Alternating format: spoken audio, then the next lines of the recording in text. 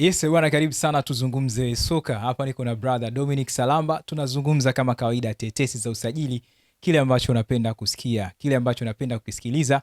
Na pointi ya msingi subscribe YouTube channel yetu kwa ajili ya kupata update za kisoka.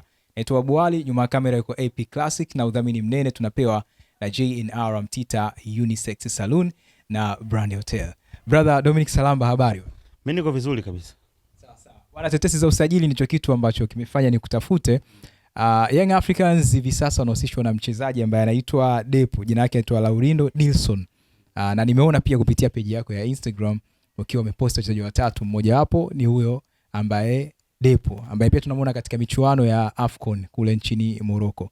Ni mchezaji wa aina gani na nafasi yake itakuwa vipi kama akipata nafasi ndani ya Young Africans kusajiliwa? Nafikiri kwanza ni mchezaji ambaye ni mzuri na ni miongoni mwa wachezaji ambao mwalimu wa Yanga alikuwa amewapendekeza, lakini sio final decision, kwa maana kwamba deal imefika katika 80%. Ni deal ambayo ipo katika 50 kwenye 60, lakini kwa maana wachezaji wake ni miongoni mwa washambuliaji bora. Unapoona mchezaji kutoka Angola anapata nafasi ya kuitwa kwenye timu ya Angola, maana yake uwezo wake sio mdogo. Tunafahamu Angola ni nchi ambayo imekuwa ina raia wengi wenye uraia wa nchi mbili, wengi wako Ureno na maeneo mengine.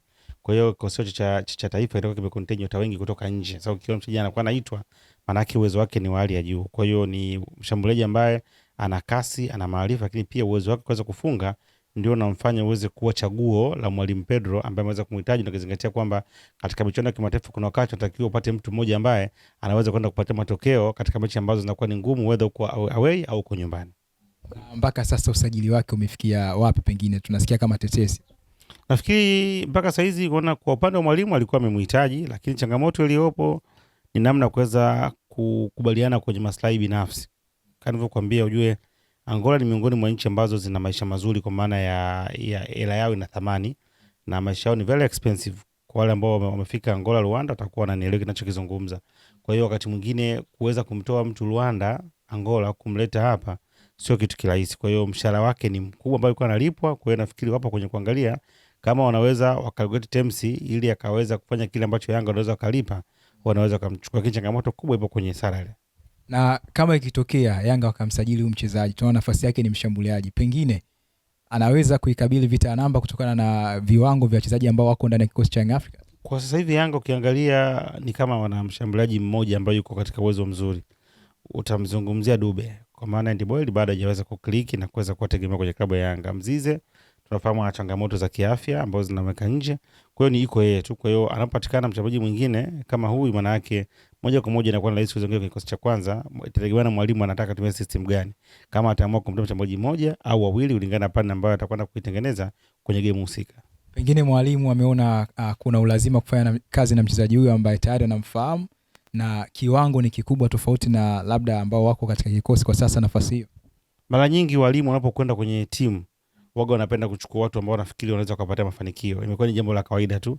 Hata mwalimu wa Simba aliyekuja, wewe utaona baada ya muda atapendekeza watu the same tu na Lulan. Mwalimu yote, mwana mwalimu Gamondi ameenda Singida, amekuja na watu wake. Kwa ni kawaida, kwa sababu wanakuwa wana watu ambao wanawaamini na watu ambao wanafikiri pengine wanaweza kuja kuitendea kazi ile game plan ambayo wao wanakuwa wanataka kuja kuingiza kwenye timu mpya. Kwa hiyo nachokiona ni muendelezo tu wa makocha wengi kupenda kuhama na wachezaji wao kwenye maeneo mbalimbali ambao aidha walikuwa wanawafundisha au waliweza kuolea katika mazingira fulani ili waweze kuungana nao. Kwa hiyo binafsi naamini kwamba mchezaji ambaye akija pale akaweza kumpa nafasi, akipata nafasi ya kuweza kucheza, anaweza kuwasaidia Yanga hata katika michuano ya kimataifa. Kwenye michuano ya kimataifa tunazungumzia. Yes, lakini pia tunaona tetesi zinamhusisha mshambuliaji anaitwa Mwanengo, Emmanuel Mwanengo. Huyu ni nafasi tunasema mchezaji wa ndani. Pengine kiwango chake ni mchezaji ambaye anastahili kucheza Young Africa. Ni kijana ambaye amepata mafunzo ya soka nje ya Tanzania, bado ana energy, bado ni promising player, ni mtu ambaye anaendelea kukua, na kwa uwezo alionao na mahitaji ya Yanga ni sababu ambaye atakwenda akiwa ana pressure, anakwenda kujifunza, na mpaka sasa usajili wake umekamilika kwa 100%, bado kumtangaza tu.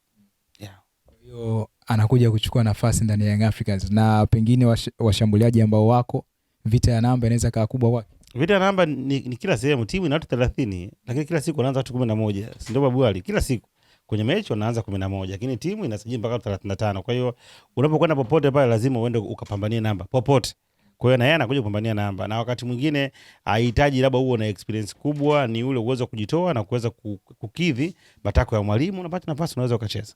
Inaweza ikawa changamoto kwa wachezaji kama kina Clement Mzize pengine ambao wako ndani ya Young Africans. Ndio mpira wa miguu, ndio kasema mpira wa miguu na watu 35. Kwa hiyo hamna mwenye namba ambaye anamiliki wa namba. Kwa hiyo anapokuja mchezaji mpya, maana yake kila siku, na ndio ukiangalia timu zinakuwa zina train mazoezini.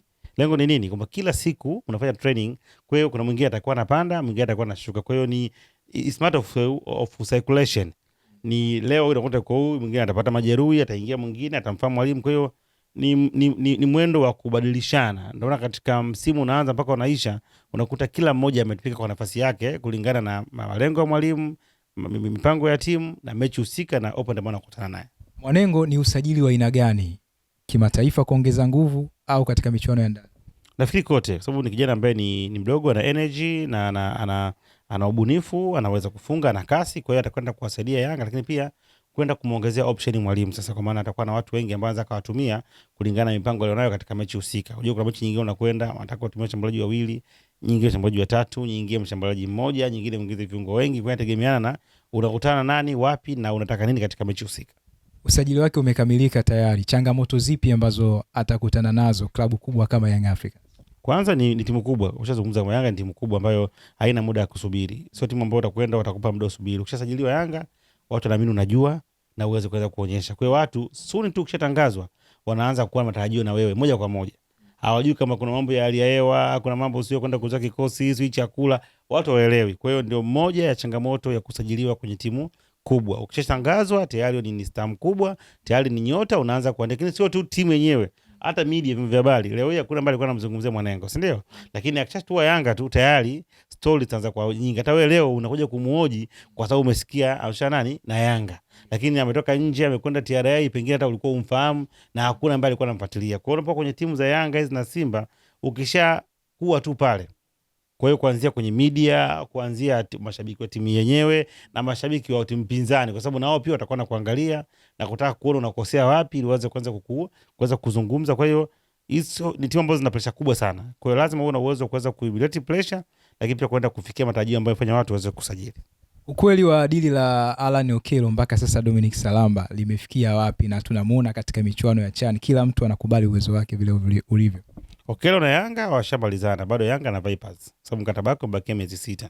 Kwa hiyo ni swala la Yanga kuweza kubaliana nao Vipers, kwa maana kwamba waweze kuwasiliana namna kuweza kumalizana naye. Na Yanga wana faida mbili, wanaweza wakaamua wasimchukue dirisha hili kama watakuwa hawajaridhika na bei ya Vipers, wakaja kumchukua Juni akiwa free, kwa sababu bado miezi 6. Lakini Vipers na wao lazima wapate kitu, kwa sababu Yanga walipeleka ofa isiyopungua dola 80,000, lakini bado kuongeza dola 100,000 kama ni 200 na kitu. Kwa Vipers anatakiwa uweze kujibu. Kwa hiyo ni biashara ambayo kwa Yanga na Alan Okello ishakamilika. Ni swala tu sasa la Yanga na klabu. Na kwa nini Yanga na Alan Okello? Kwa sababu mchezaji akibakisha miezi 6 anaweza kuongea na timu nyingine yoyote bila kupata ruhusa ya timu yake. Kwa hiyo yeye na Yanga washazungumza, timu zao kila kitu zimekaa sawa. Kwa hiyo Yanga sasa wanakuja wanawageukia Vipers kwamba sasa tunamtaka mchezaji, sasa nyinyi mnasemaje? Madisha dogo. Kwa hayo ndio yanazungumzika. Lakini nafikiri mpaka kufikia kwenye tarehe 5 nitakuwa na majibu sahihi kuhusiana na usajili. Lakini kimsingi Yanga, Okello ni mchezaji wa Yanga. Ni swala tu whether atambushe Januari au Juni. Kutokana na kiwango chake tunamuona kupitia michuano ya AFCON. Nadhani anaweza kupata changamoto kubwa ya namba kwenye kikosi cha Young Africans tukilinganisha na wachezaji ambao wapo katika nafasi yake. Inawezekana kwa sababu Vipers sio Yanga. Uganda sio Tanzania. Mashabiki wa Uganda sio wa Tanzania. Tanzania tunapenda sana mpira wetu wa ndani.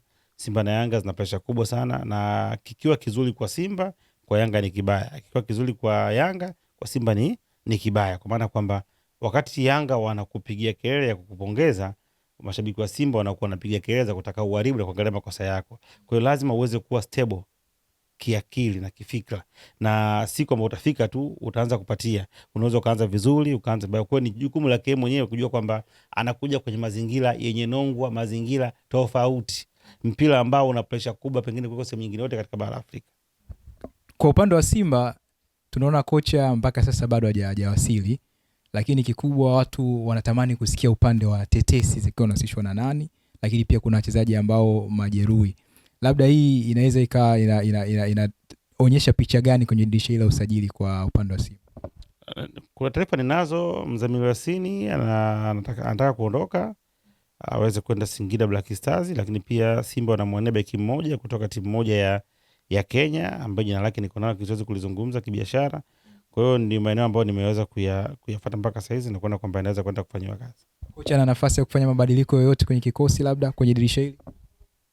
Inawezekana, ingawaje impact yake sio kubwa kutokana na muda na mazingira ya kikosi na wakati uliopo. Jue sio kitu kirahisi kufanya mabadiliko katikati ya msimu. Ni ngumu sana. Sababu timu inakuwa ipo kwenye mashindano.